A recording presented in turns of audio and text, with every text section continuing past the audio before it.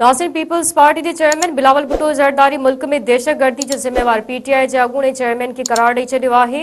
इस्लामाबाद में निगरान घरू वज़ीर सरफराज बुगटी सां गॾु प्रेस कॉन्फ्रेंस कंदे बिलावल भुट्टो ज़रदारी चयो आहे त पीटीआई हुकूमत जी ग़लत पॉलिसियुनि सबबि मुल्क ॿीहर दहशतगर्दी जे वड़ चढ़ी वियो आहे।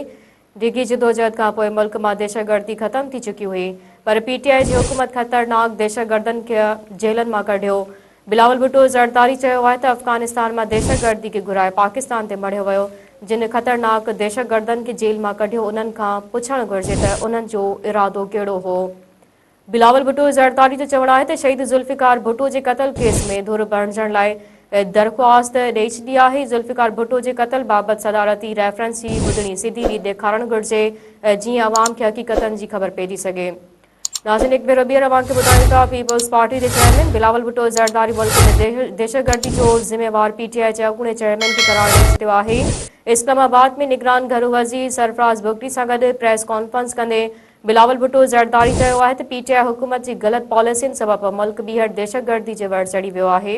डिघी जदोजहद खां पोइ मुल्क मां दहशतगर्दी ख़त्म थी चुकी हुई, पर पीटीआई जी हुकूमत ख़तरनाक दहशतगर्दनि खे जेलनि मां कढियो।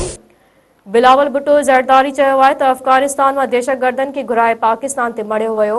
जिन ख़तरनाक दहशतगर्दनि खे जेल मां कढियो उन्हनि खां पुछणु घुरिजे त उन्हनि जो इरादो कहिड़ो हो। बिलावल भुट्टो ज़रदारी जो चवणु आहे त शहीद ज़ुल्फ़िकार भुट्टो जे क़त्ल केस में धुर बणिजण लाइ दरख़्वास्त ॾेई छॾी आहे। ज़ुल्फ़िकार भुट्टो जे क़त्ल बाबति सदारती रेफरेंस ॿुधणी सिधी रीत ॾेखारणु घुरिजे, जीअं अवाम खे हक़ीक़तनि जी ख़बर पइजी सघे।